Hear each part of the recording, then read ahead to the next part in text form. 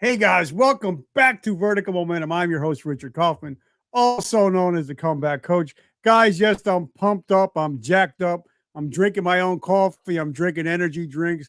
And I also get to hang out with my boy, my man, Mike D, one of my favorite people in the world, one of my favorite podcasts. He was one of the first people to ever have me on his show. We're going to be talking about that. We're going to be talking about his business, Social Chameleons. We're going to be talking about the Yankees, maybe a little bit about the Buffalo Bills. We're going to be talking about a lot of stuff today, but we're going to be talking about mostly how in 2024, you need to either be on a podcast, host a podcast, or sponsor a podcast. And I'm going to tell you what Elon Musk yesterday said about podcasting. So we're going to talk about that in a minute. Mike, my brother, welcome to the show. Hey, Rich. Hey, appreciate you and the whole Vertical Momentum family being with us right now. Love you guys for tuning in. And Rich, thank you so much for having me back on the show. And off camera, we were kind of reflecting on my first visit, and there's a lot of things heavy on my heart too. Just want to give a quick shout out to my dad. We were talking about him the last time I was on, and if anybody remembers that or they're kind of tuning back in, as this is a pickup conversation from that 12, 13, man, 3 years ago, my father passed away, and that's why I'm rocking the Yankees hat. He's a huge, huge Yankees fan. So thanks for having me on the show, man. I'm ready to talk some podcasting with you and whatever else comes out. I love it. So, talking about that because holidays, a lot of emotions come up, and Yeah. a lot of people. I'm going to be writing an article tomorrow on mental health during the holidays. That'll be coming out on LinkedIn. But a lot of people are struggling with depression, anxiety, or having to pivot or come back from something. So, what is your definition of resiliency? Yeah, that's an awesome question. So to me, resiliency is continuing to move forward even when you're getting knocked back. So you got to be, because you can be like, you got people pushing back on you, or you can have life be pushing you down, or a situation that's out of your control pushing back at you. But resiliency to me is that you are pushing forward too. So that you're not just getting totally knocked down without any force in your direction, that you're going forward in. And when I think about that, you said you're the comeback coach. I think of, I'm a fan of the Buffalo Bills, man. As a as a fan base, we've been knocked down so many times, and we keep coming back. Look at that, 4 years in a row in the Super Bowl, we lost, but we kept coming back that next year, 4 times in a row. Only time it's been done. Um, and so I consider myself kind of a comeback kid a little bit because I got knocked on my ass, a couple of years ago too. I got divorced in 2017, and instead of just laying down on the mat, sucking on my thumb, look, when you get knocked down and there's tough situations in life, you do have to realize that moment and live in it for a little bit. But then you got to get up off the mat and do something about it. And when I got punched in the face, punched in the face, quote unquote, when I got divorced, I looked at it as an opportunity for a new place for me to go. So I'm kind of answering your question, but giving you an example where that was the year I decided to start my company, Social Chameleon, and do something for me. Because although there were happy moments in the marriage, of course, and I have a beautiful 8-year-old daughter that's from that marriage, and I love my daughter, and I do it a million times over to have her. I decided at that time I was going to do things for me. And I know that might sound selfish, but I feel like, guys, if you're not putting your own oxygen mask on and taking care of yourself and having any level of fulfillment and purpose in life, then how can you actually be the best son, brother, husband, CEO, friend, neighbor? How can you be the best? How can you be great at what you're doing if you're not happy with who you are? So in 2017 is when I kind of feel like my rebirth happened, where I got back to being Mike again and that little kid that had a lot of energy and excitement. Because for about 10 to 12 years, I got into corporate sales and business, and I did extremely well, and I was happy when I got my paychecks, but I wasn't as fulfilled as I would like to be. And so I started that back. But resilience to me, Rich, is when everything's going sideways, you're still moving forward. And I'll tell you guys what, like, only what your level and your threshold is, right? Because other people they have their threshold. So when you start a business, and I know there's a lot of business talked about on this show, just like on Mic'd Up, my show too, is we talk about entrepreneurship, man. That's resiliency right there. You're going to be hit with adversity no matter what. I don't care how smart you are, how much money you have, how many investors you have. Like, you're going to hit adversity. But your friend might tell you, hey, man, I think it's time to hang up your boots and go in a different direction. Your family member who loves you may tell you, dude, I think it's time to shut it down. But only you know your actual threshold. And I've been knocked on my face a bunch of times. Sometimes it's self-inflicted even, where I goof up and fall back down and got to get myself back up. But I know that's not it. That's not the tap out, right? Life has a lot of, it's like, a boxing match. You got many rounds, but that's not it. Maybe I got knocked off my feet, but you get back up. And so I just want to say resilience is knowing that threshold for yourself, and that you're going to keep fighting forward, or in business. And I love that. Now, Forward, as you know, I'm a Miami Dolphin fan, all right. lifelong fan, but I've always been. I still love you, Rich. I still love you, bro. But I always had a soft spot in my heart for Buffalo, and the reason is my boy Jim Kelly went to the U. Go Canes. Miami U, yep. Became starting quarterback of the Buffalo Bills. Lost his son. Then eventually came down with cancer, mouth cancer. Yeah. And he's still pushing forward. And that whole team, all the way from Darryl Taylor, Steve Tasker, Bruce Smith, Thurman Thomas, Andre Reed, even though they lost the first couple of Super Bowls, they didn't say, you know what, it's not for me, I quit. They kept going, even though they lost 4 in a row. And I think it was because Marv Levy and the family that owned them, all they preached was resilience. Was okay, we lost, but we're going to come back next year. And I think leadership, it's because you own Social Chameleon. You say you have 3 or 4 employees. It all starts from the head down, right?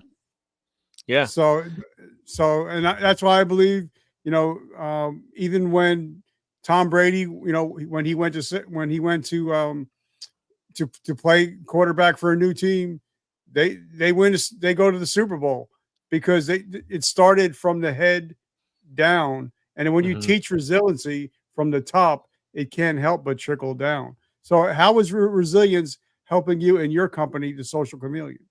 Yeah. Thanks, Rich. And I appreciate that from a Dolphins fan, just giving Buffalo the love. We say Buffalo love here. And so I really appreciate that. But yeah, I mean, just the culture of Buffalo has very much that underdog mentality. And I know that kind of sounds like a cliche when you talk about sports, but it's very true. And I feel like that's in my blood. I grew up here. I live here currently. And I have that kind of underdog comeback mentality, and you just never give up until there's zeros on the clock. So that's my mentality. But you're asking me how resilience has played into me at Social Chameleon.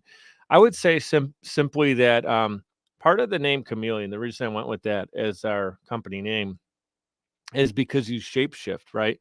So as time goes on, as new technologies come out, AI, for example, as podcasting changes, as business changes, as media becomes more digital and less print, and things continue to change, we need to be changing and adapting. So that's the whole idea of Chameleon, is that it's never stagnant. You don't just stay in your past, belief systems. Like, you change your belief systems to be current and go forward. And so that's really, and the idea of social is we're socializing right now. You socialize on podcast platforms.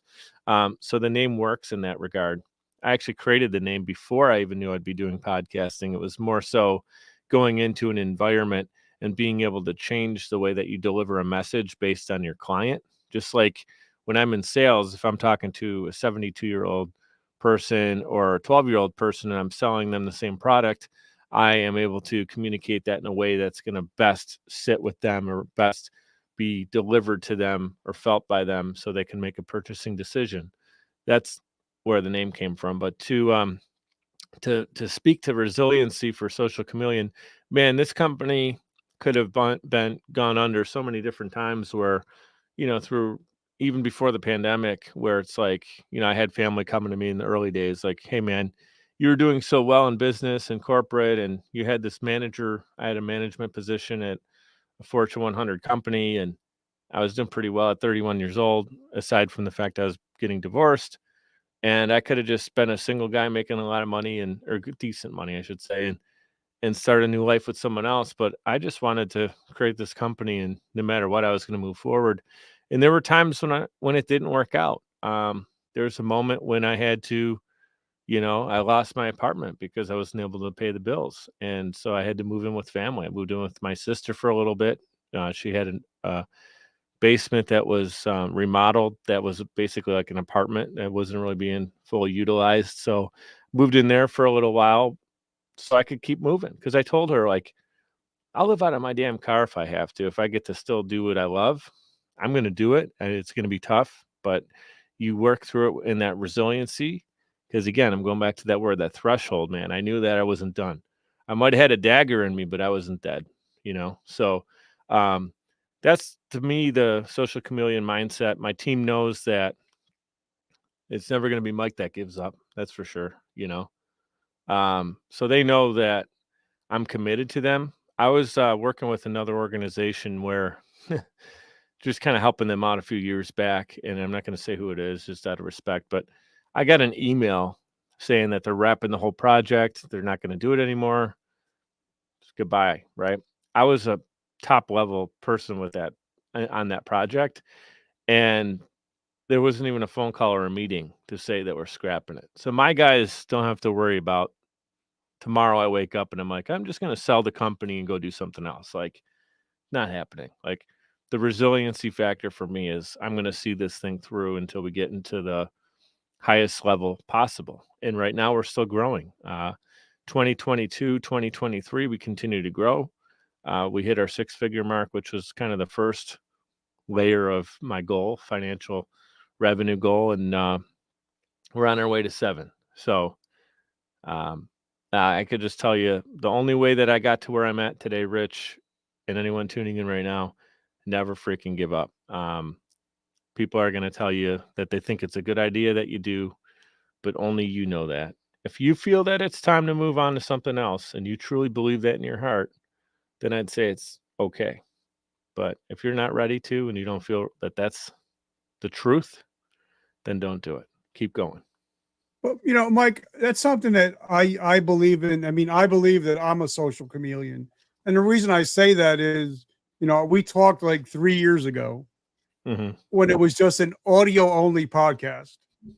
And I actually went back and I listened to it, and I heard so many ums and ahs and all that stuff. But now we Yeah. have the video. Now we have the backdrop. Now we have, we're on YouTube. We're on 24 different channels. So we had to evolve. And I believe that if you don't evolve, especially today, you're either going to get run over or you're going to get run out. Right. And that's why I was talking to somebody just a minute ago. We were talking about how we need to constantly evolve whatever we're doing to get better. And if you're not using, and I don't care if people like it or not, if you're not using Chat GPT-4, you're missing the boat. That's all I'm going to say about it. I love it. I use it as an assistant. I don't use it as a crutch, but we'll talk about that later if you want. So I'm going to say something real quick. Rich, I just got off the phone before this, jumping on your podcast, talking with a client about AI. And his comment was, because we're talking about, is it going to replace jobs for within his organization or within my organization? And I was like, no, it's just gonna, with it, it's like a vehicle. You're just moving faster. Like if we were on a bike yesterday and that was our mode of transportation, and now all of a sudden the car came out, like, why don't we start driving around in cars more often, because we can get things done quicker?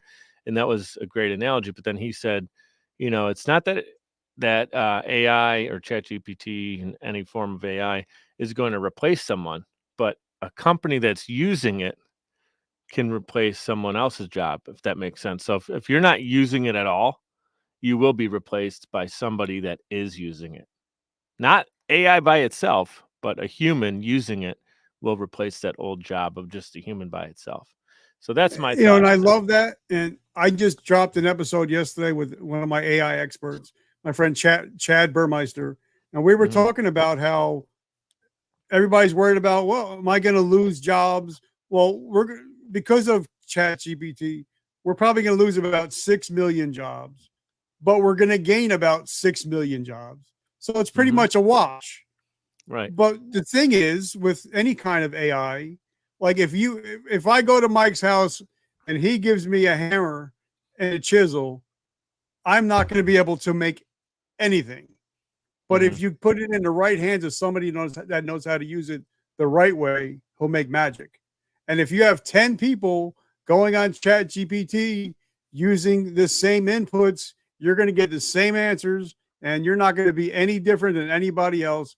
Like I said, I Mhm. use it as my assistant. I don't use it as a crutch. So, guys, Yeah. that's my opinion on Chat GPT. And the graphics are stupid. I mean, they make some. You're able to make some beautiful graphics. If you're a podcast host, it helps with finding descriptions. It helps with hashtags. So make sure Yeah. you're using it as a teammate, not as the team owner. Look, we're talking podcasting, right? So why not just Yeah. bring it up? I mean, so I use it right now for show notes. So I have a writer on our team for all of our client podcasts. They write show notes. It's basically a summary. It's almost like a blog style, right? They summarize what's talked about in the episode. They go through their social media, make sure everything's linked properly, so the guest has everything linked correctly there. And then also they'll come up with some tags too, but then we'll run that through. I use a system which is the Google based version of ChatGPT. It's called Monica, which is great. Yep. I don't Yep. get, no affiliation to them or anything, but I use it and basically it'll re-summarize the notes a little bit. It cleans it up. It'll give us title suggestions. So we have our own title ideas, the human element, and then we get the AI version. And then we usually kind of somewhere in between is where we land. And then it'll have 3 suggestions for titles, and I'll ask it which one of these is going to get the most clicks, do you feel? And then they'll actually run a test and see like people are clicking more on this word than that word. And then I'll say, give us for Libsyn, which is the audio uh, hosting site we use for a lot of shows. They only allow you to do up to 20 tags, right, per episode. Give us 20 tags for that.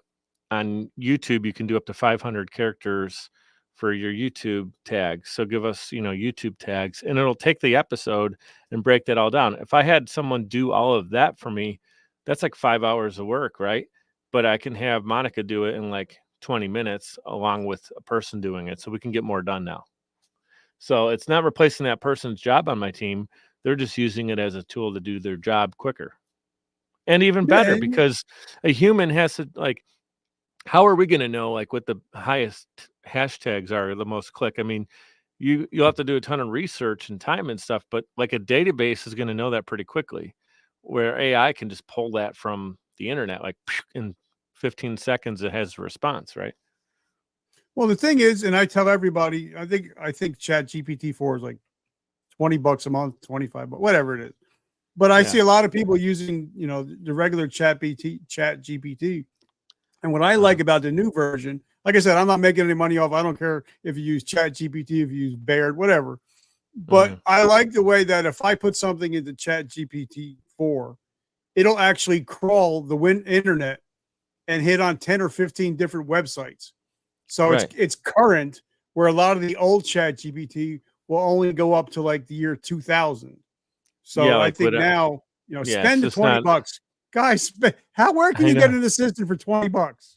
People spend $7 on a Starbucks drink, and they definitely get those more than 3 times a month. If you do that, it's the Yeah, same cost. Like, exactly. So now, and let's hit before we get started. I want to thank my cousins down below. As you can see, in New Jersey, in wintertime, you need a good car with a good heating system and hopefully 4 good tires.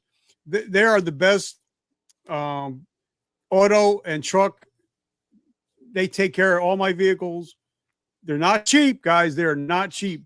But when they do the job right, they do it once. And my dad yeah, came over the boat off the boat from Italy, and I think you'll understand this. He said Mhm. you always need a good doctor, a good lawyer, and a good accountant, and a good mechanic. A So, good guys, if you mechanic. need good mechanics and you're in Bergen County, check out Andrea and Ernie. And actually, they're running a special. They're going to winterize your car, and you get 10% off just by mentioning my name. So, cuz I love you. So, Mike, Rich, let's talk. Rich, I don't Yo, think Ray, I've what's ever up? gone anywhere and said, I want to buy the cheapest thing. I don't think I've ever said that.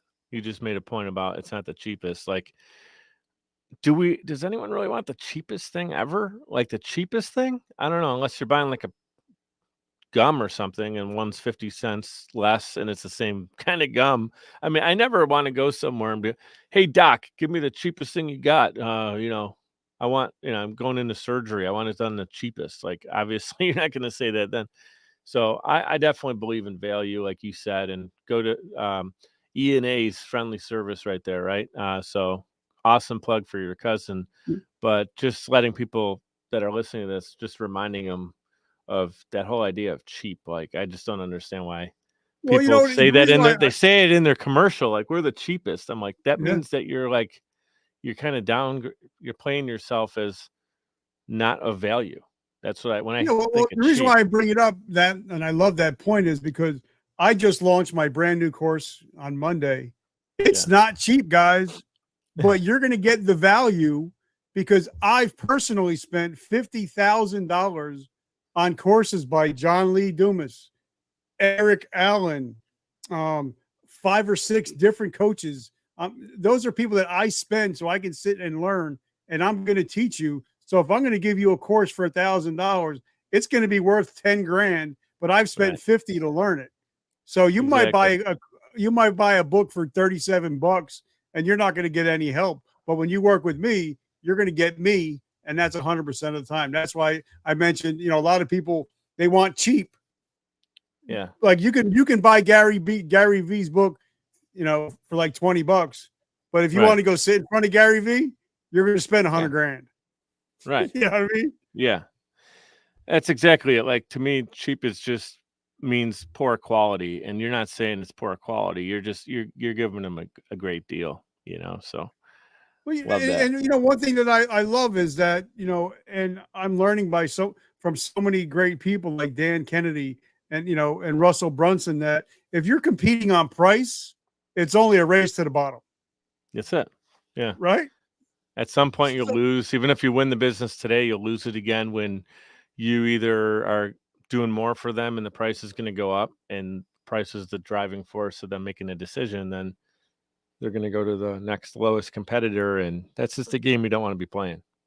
yeah, and like somebody once told me, I was talking to him yesterday, said, there's a reason why you don't see commercials for pianos or Lamborghinis on TV, because the people that are buying them, they don't need it. They already know the quality that they're going to go buy. Also, they're probably not sitting in front of their TV a lot. Exactly. So, let's talk, because it's November 13th, 2023. The game of business has changed. Hey, Rich, Nobody's just letting you buying. know it's December, Oh December crap! 13th. December. I'm It's just all I had good. a long day. But business has changed. You know, it used to be you'd buy radio ads. Mhm. Now 60% of people that are driving their cars are not listening to the radio. They're listening to podcasts. They're listening to audiobooks. And I'd I say mentioned higher, something probably about. more than 60%. It's probably much But now higher than that. I mentioned Elon for a reason.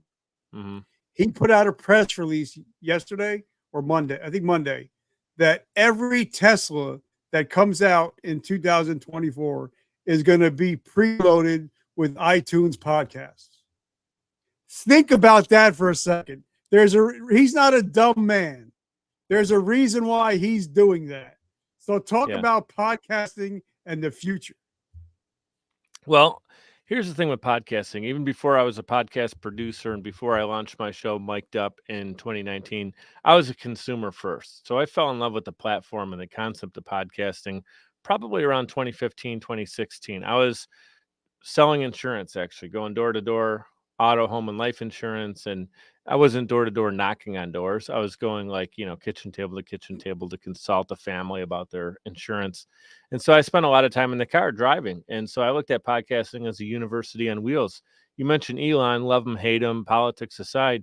Um, he's someone who will go on a podcast. Joe Rogan's show is one. I know that he just kind of went on there for 3 hours and just talked to him, and the conversation went all over the place. But the point is, you get to be a fly on the wall to that conversation. And when in the past, can you imagine the business leaders of 100 years ago where we got to be a fly in the wall to the conversations of them kind of just shooting the shit on like a podcast environment? You didn't. You only got the buttoned up book release, everything else cleaned out of it. Books are great if you're going to learn and you really want to know the specific applicable things that you need to learn and apply to your business. Read a book or listen to the book. But if you're looking to kind of get into the head, the mindset, the feeling, the pulse of someone, listen to the podcast with that guest. And I feel like that's where it's going to come together. The things that you write in a book are great because you'll get right to the point. But to understand the person, maybe the why behind they say the things they do in their book, I feel like that's where the podcast is important. And the other cool thing is podcasts are educational. Like you said, $50,000 you spend on different courses and coaching and all that good stuff. I mean, in the past, just to get the information that's available for free now, I mean, there's some paywall stuff with podcasts where if you're an exclusive member, you get extra content. But typically it's a couple bucks a month. We're not talking about breaking the bank to get in to the exclusive content, but most of the shows that I tune into and produce are free. So you get all this free information. You could fast forward, you could skip ahead, you can go to the episode you want to. You don't have to sit there like when we had our cassette tapes or even records before that, or CDs even. You had to kind of listen to the whole thing, right? CDs, you could at least skip the track. So that's kind of the same idea. But with podcasts, I mean, you could type in and go specifically to the guest, the content, the tags that you want. If you're looking for, how to start up a new company, I mean, you're going to have how many millions of podcast episodes can you go to, right? There's not a shortage of content. We live in a day and age where content is king, but also information is at the touch of a button. We just talked about ChatGPT as well. Where you can utilize the information to your benefit, but also as a consumer of podcasts, you're just looking to better yourself. I don't care if you're a business person, an actor, an athlete, keynote speaker, a plumber. It doesn't matter. Like there's going to be something that you can tune into that you're going to benefit from.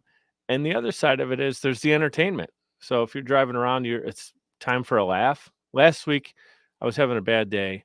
I was driving around and I put Harlan Williams' podcast on. And the dude for 15 minutes had me smiling the whole time. If you pulled up at a red light next to me, you would have thought I was on some kind of happy drugs because I was just laughing, me in the steering wheel, listening to this goofy, zany, hilarious comedian, Harlan Williams. And so that was a podcast. It was him just coming up with stuff off the top of his head, no rhyme or reason. So podcasts have so many different benefits. But I'll tell you, and it's funny because I actually have some respect left for Howard Stern, but I'm kind of losing it a little bit more at a time the more I find out about him. But he bashed podcasts a couple years ago because they were a threat to traditional radio. Why wouldn't he, though? I mean, the guy's made all his money sitting in front of a microphone where people had to watch him, whether he was on TV or now XS, or Sirius, right? So I get it. That's how the guy's made his living. But to just say that everyone who's doing a podcast is a loser, which his quote is pretty close to that. If you're doing a podcast, you're basically a loser. So Rich, he's calling you and I a loser and anyone listening right now. And it's just like, that is such a dinosaur age response to something new and cool. What he could have done is been like, he could have been like the grandfather that's teaching the kid about the game, right? Now, the kid that's playing the new game today is going to be doing it differently than you did years ago. But instead of like embracing it and saying, hey, maybe I'll have a podcast in addition to this. And his brand is so big that he could have the #1 podcast if he wanted to. And he could have walked away from traditional radio and been the Joe Rogan before, you know what I'm saying? But he didn't handle it that way. He kind of took a poor approach, I feel. And so what I want to talk about next is the fact that why podcasts are so valuable. A couple different ways. Number one, connections. Rich and I have become friends through podcasting. We Yeah. both have huge networks. We can connect those networks very easily and become, wealthy off of the fruit from that. And I'm not talking about just wealth like financially, but just wealth of hanging around with people we enjoy, fulfilling conversations, just getting to meet the right kind of people. And so we can do that based on podcasts. That's where it all generated from, and it came from. There's a lot of value in having your own show. People get to hear, know, like, and trust you. Things that you have heavy on your heart, whether that's just entertainment, whether it's just giving people your thoughts, and that's valuable to some people, riffing on an idea, or if you're giving them information. It's not necessarily a course, but you're giving them information that they can apply. And so that know, like, and trust is super important. I'll give you a real example. Earlier today, I had a call with a client. He said, Mike, I know this is working. We did 38 episodes for him so far. And he said, I know it's working because he sells these big franchise, that's his business model is franchising. He goes, in the last 6 interviews I've done, and he's the CEO of the company. So he's the last decision maker to see if he's going to work with this person on becoming a franchise partner. He has to approve it. He's the last person. He said all the last 6 people that he met with all said that, oh my God, I feel like I already know you because I've been listening to your podcast. And he was taken back like, man, I didn't even know these people knew I had a podcast. So what does that mean? It means that before you have someone that may be making a business decision, they tune into your show. People do their homework. I mean, it's a touch of a button away to do your homework on someone. And so podcast is a great way for people to get to know you, and then they'll do business with you, whether it's an affiliate link, your own company, your cousin's mechanic company, because you mentioned them as a sponsorship. So that's kind of the benefit of being a host, right? So I mentioned a lot of different things there. Again, network, connections, knowledge, a wealth of knowledge, just so many different benefits that come from it. Hopefully you're having fun monetizing it. There's also a huge benefit of being a guest, and I'm a guest on your show right now. So I'm grateful for this opportunity because I'm sharing my story, and now your audience is learning about me, and they may go check out Mic'd Up, and they may go check out Social Chameleon, 2 things that are very important to me. And they'll get to know who I am. They may start following me on social media. If you guys do that, say hello in the DM so I know where you came from. And I'd love to talk to everybody who's tuning in right now. And I also appreciate your ear and your eye if you're watching this on YouTube, because you have so many options. There's like 4 million options out there, but you're choosing to tune into Rich and myself right now. So I'm grateful for that. But yeah, there's value in being a guest because as you get to share your story, people connect in with it. And now you're building that road to somewhere you want to take them, which is just getting to know you better. If the road is, I want them to buy from me, it's going to be one that's traveled very carefully by that person because they feel like every time Mike talks, he's just trying to sell me something. And those who know me, that's not true. I mean, sometimes people are like, do you want to sell me it now? Like, because I'm just so much more conversational than transactional. And then there was a third thing you wanted to talk about. Help me out with that. So the benefits of a guest. Oh, producing, was that it? It was being a host, a guest. Let's just go. We'll start where we were just at. Yeah. First thing, the best thing I think about when I started my podcast, I didn't know anybody in business, but I wanted to start a business podcast. So I'm a 9th grade dropout. You know this. But I've read over 6,000 books now. But because I have a platform, I can invite the authors of Rich Dad, Poor Dad to come and talk to me. I can sit down and hang out with David Meltzer. I could sit down and hang out with Steve Sims for an hour. I couldn't afford to go sit in front of them in their office for an hour, but they'll come on my show asking me answer any questions that I want answered, and they're going to hang out because you have a platform. So I think that's one of the great things about having a platform is now you are in the media. You are in media. So when you say, hey, hey, Mike, I would love to have you come on the show. And they'll say, well, how is your show? Oh, well, we have over 1.5 million downloads and in the top 0.5%. Oh, yeah. When can I come on? Yeah, You know what I mean? So exactly. talk Yeah. about that is, having your own platform and being able to invite people, the best of the best, and they'll come on your show if you ask them the right way, but add with value first. I'll say this. A lot of times people will come on a show because it's an opportunity for them to talk about themselves. And I mean this in a good way, but people love to talk about themselves and they should, right? You should be excited to get on the show and share your story.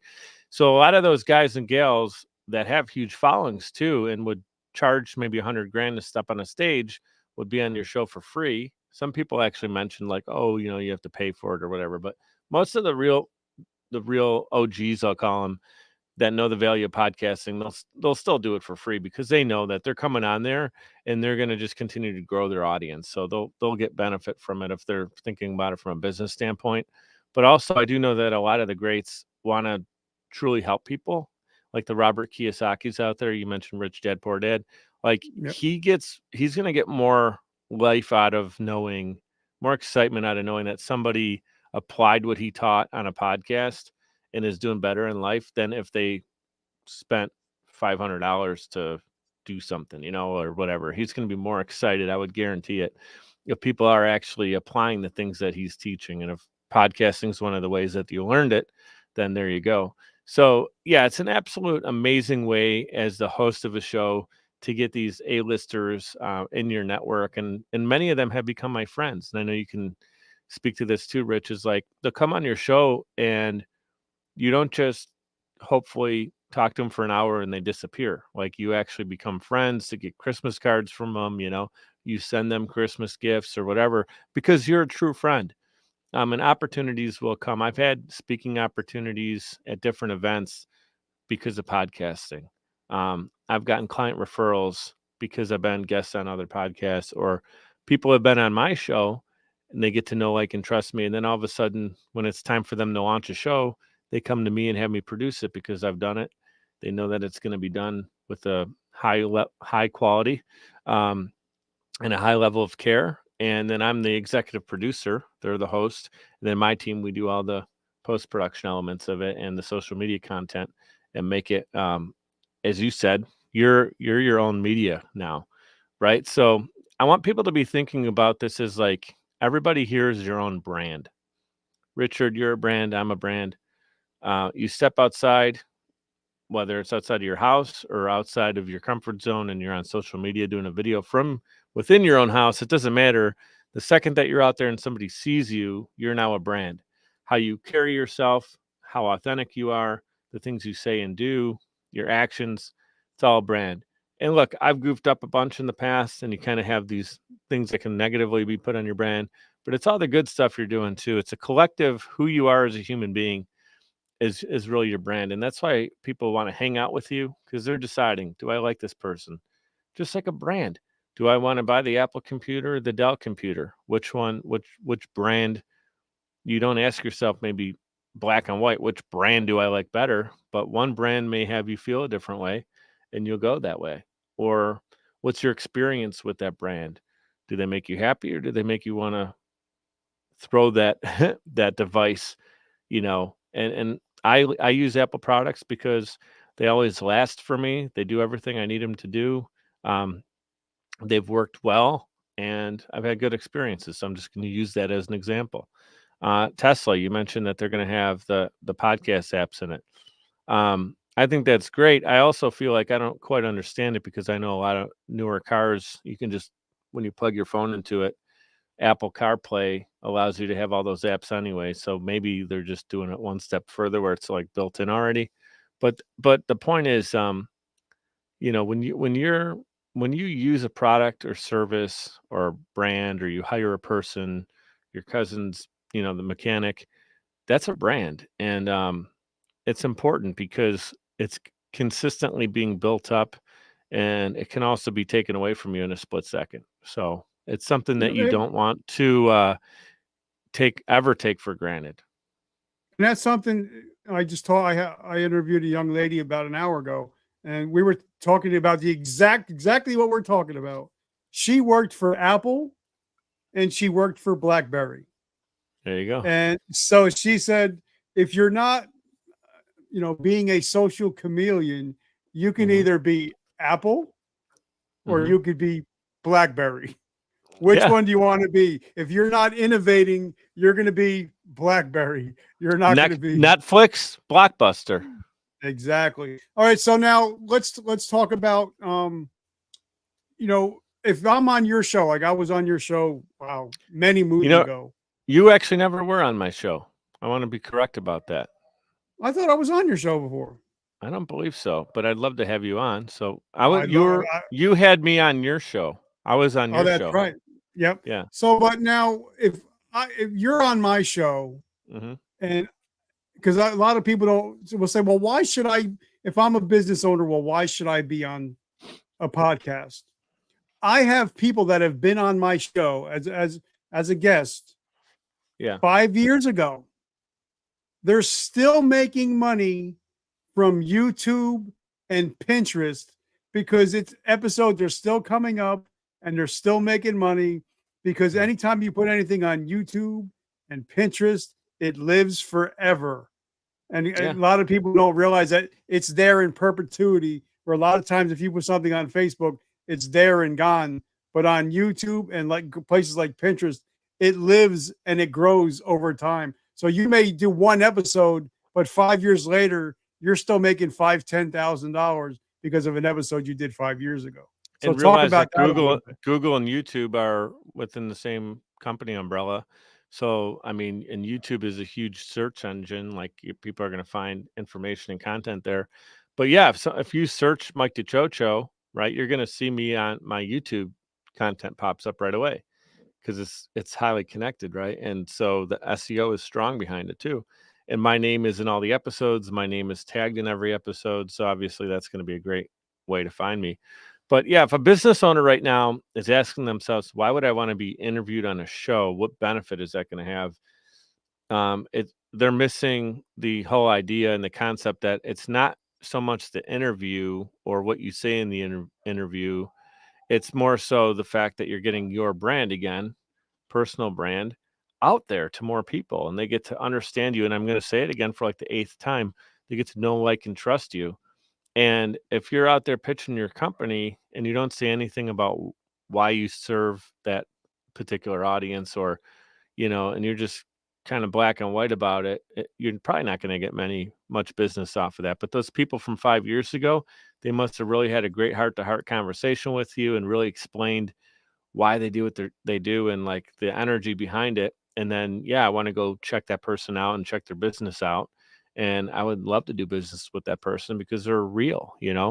And and something that happens on podcasts that don't happen as much in books is the vulnerability factor, where you are being more real. Like in a book, you may just be like, here, do the X, Y, and Z is how you solve this problem.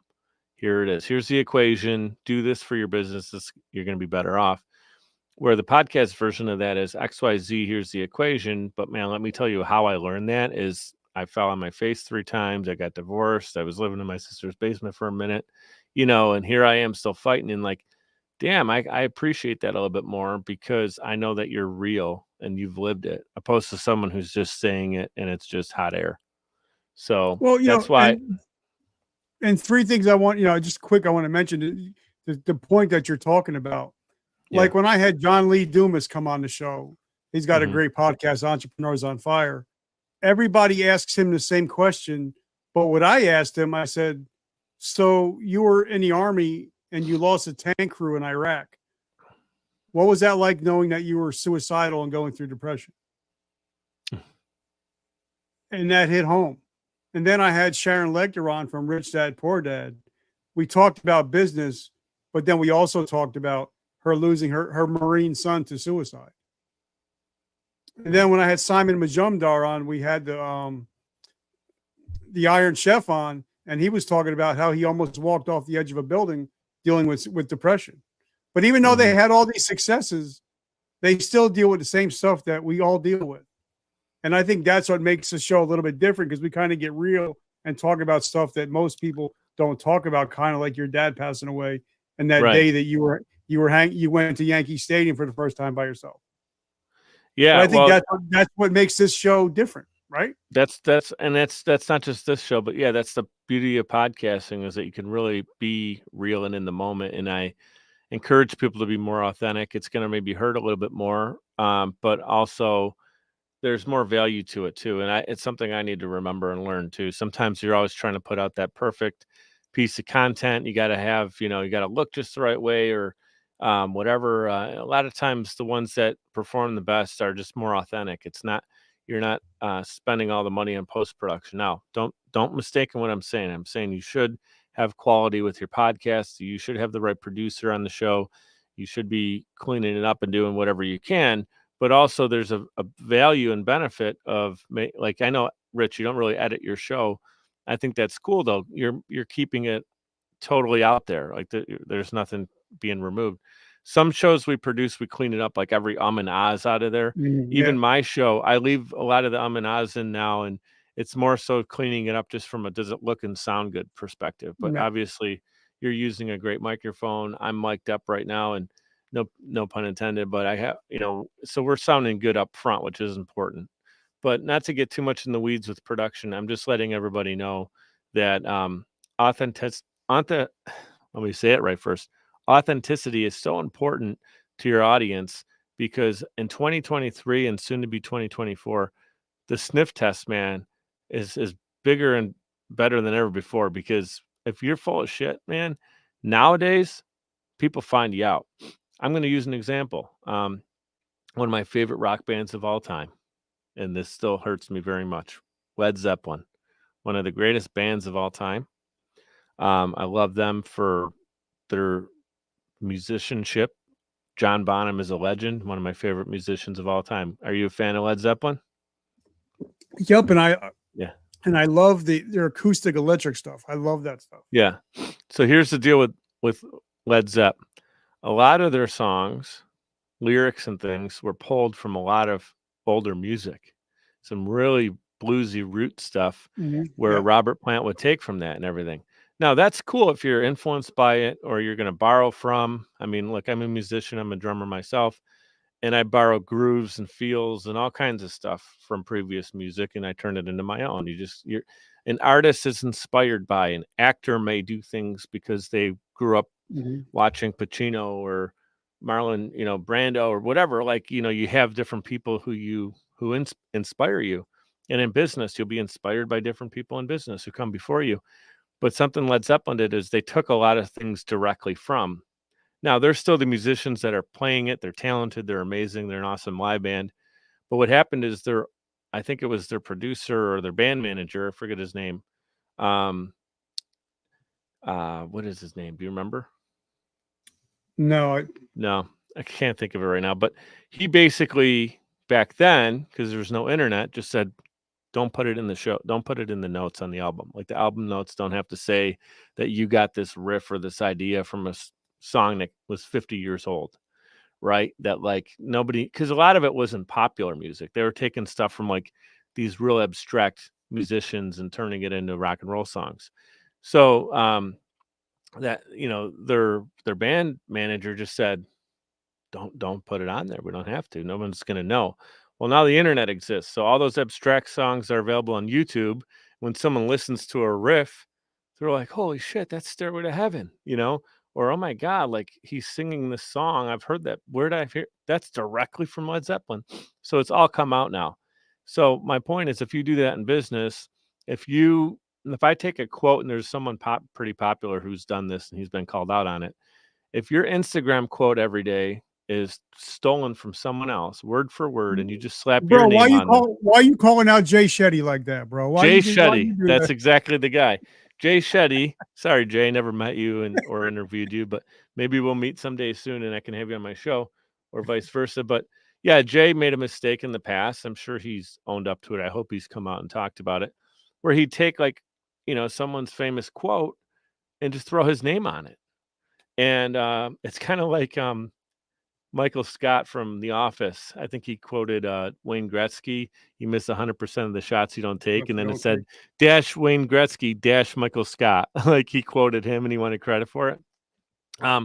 But if you do that nowadays with the internet and everybody knowing, like everybody's up to speed, bro. So if you're going to be fake, it's going to get sniffed out. And so that Led Zeppelin example is just one. Don't do that, because had they come out and just said we were influenced by this, or the original lyrics were written by Suzanne whoever, and this old blues, Delta blues song, fine. But everybody loves the Led Zeppelin version, and I don't think any fan in 1969 did they first come out, up until 80 when Bonham passed away, would have given two shits if they knew the song had a Delta blues singer write the original lyric. Nobody would have cared.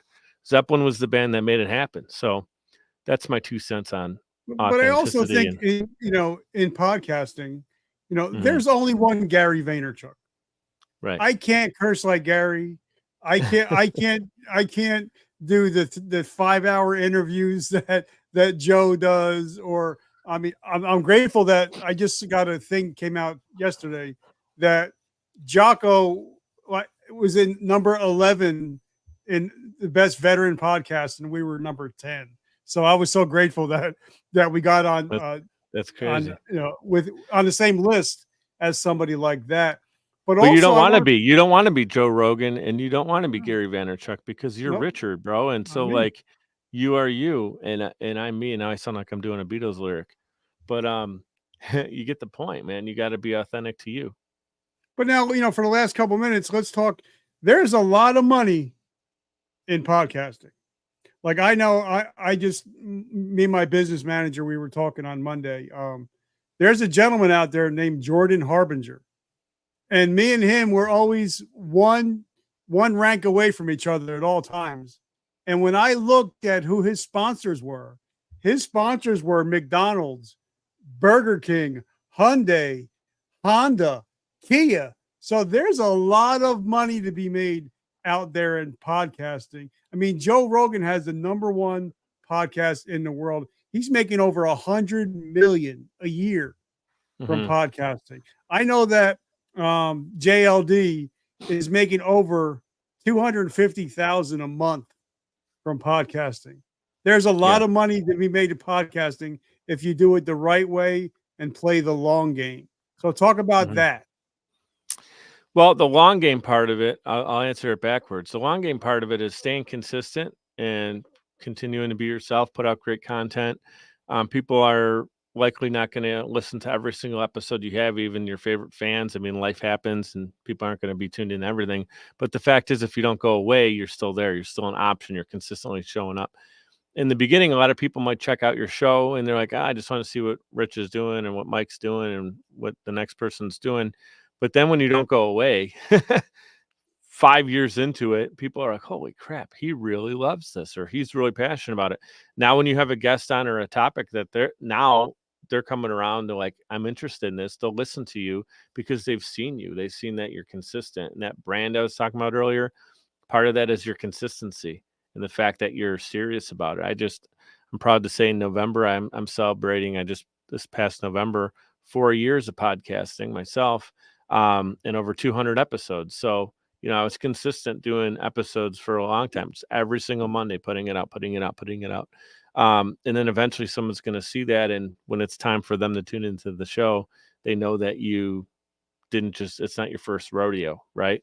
What was the first part of your question again? You asked me about consistency. How much? How much money you can make podcasting? All right. So let me just say this. I make 100% of my income currently through podcasting. 100%. And that means either through sponsorships or I'm a podcast producer for right now, nine different shows.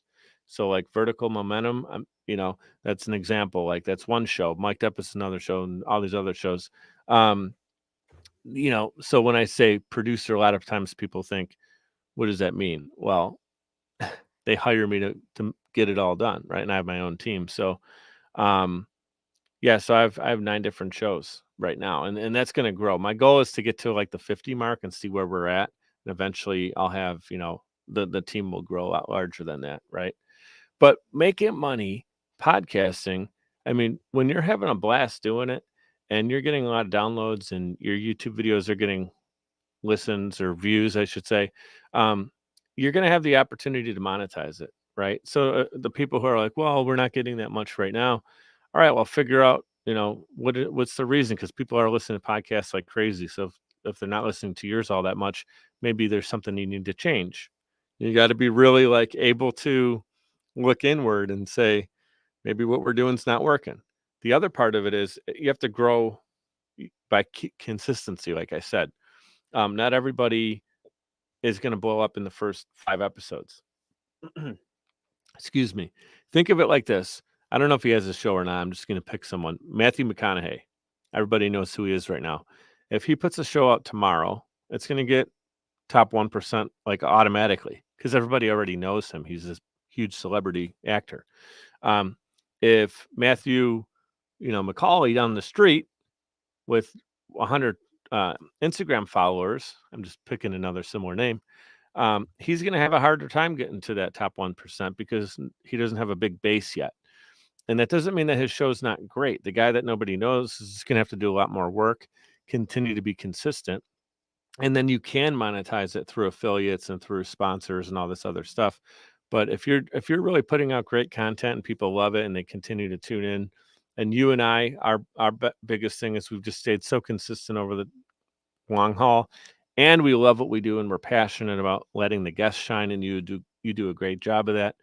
And you and I both care about our audience so much that we want to give them great value, and we're not just spitting anything out there, but we're trying to put great information and content out. Then the dollars will follow that. And you also have to be smart about it. Like, I'll say this: we talked about being authentic so many times today.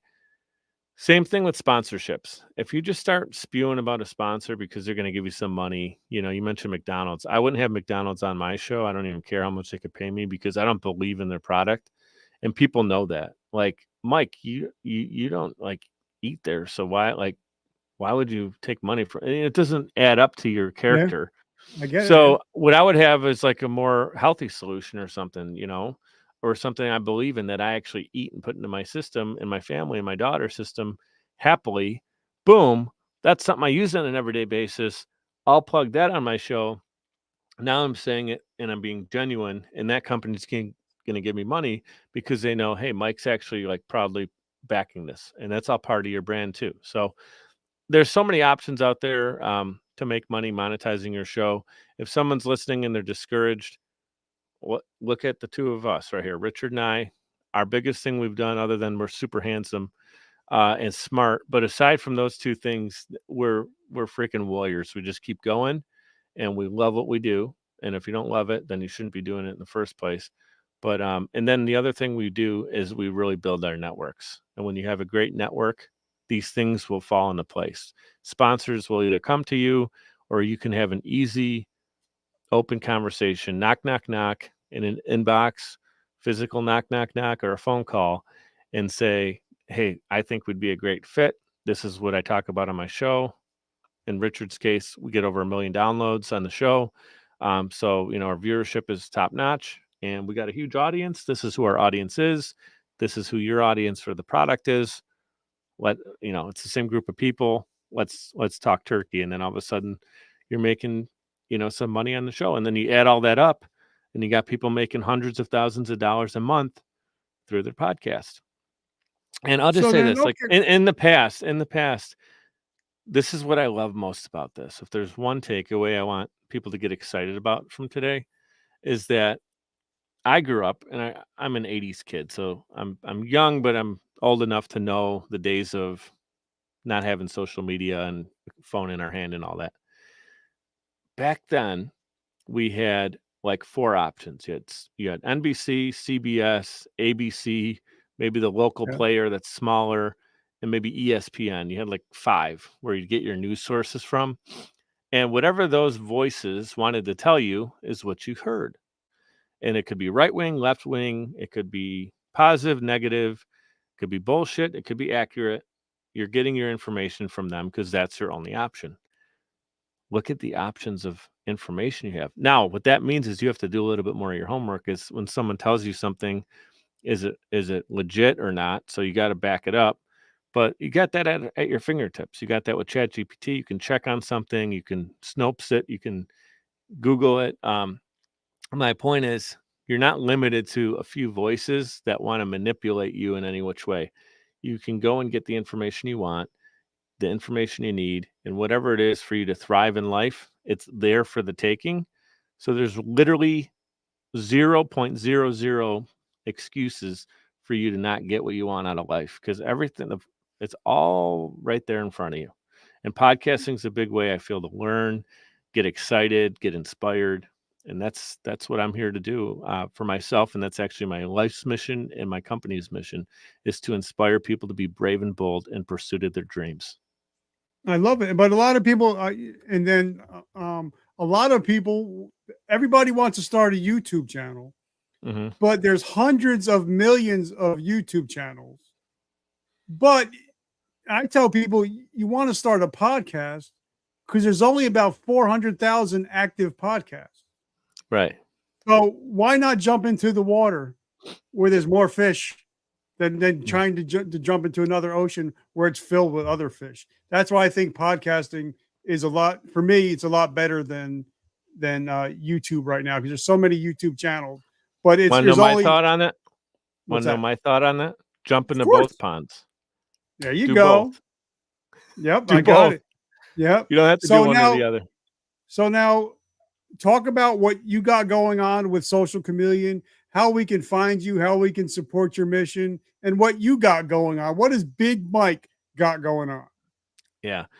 Appreciate you having me on and giving me the floor. So socialchameleon.us, and chameleon has the H in it. So it's CHAMELEON. Social Chameleon, man, I started it in 2017, originally as a media and marketing company, but then we transitioned into podcasting, and we decided that's the lane I want to focus in. That's what I love the most. And it was me, myself, and I originally. And I was just producing a friend's podcast, and then eventually a company I was doing some commercial video work for, they saw that I released Mic'd Up, and they're like, "Oh man, you know how to do podcasting? Can you do that for us?" Light bulb went off. I'm like, "Oh man, people are actually willing to pay for this." And I love doing it. Super important part of the story. I love doing it. And so I started to take on a lot of podcasting clients. And eventually I kind of weaned myself off of those older I was setting up Facebook pages and building websites and doing just like commercial video stuff that I thought I enjoyed, but I started to not love it anymore. And I just always loved doing podcasting. So I transitioned business, funny enough, like a chameleon, and transformed into that. My new tagline is transform your podcast. And that works with the whole chameleon background. And so now and really for the last we started in 2017, 2019 or so is when I made that transition. So that's about 3-4 years now, where we've been specifically doing podcasts. And it got to the point where I couldn't do it all myself. I was literally the guest booker. I was, editing the audio, editing the video, doing running someone's YouTube channel, doing all their hosting, writing the show notes, creating the cover art, doing it all myself. And eventually you can do that with one show. You can do that with 2 or 3 shows.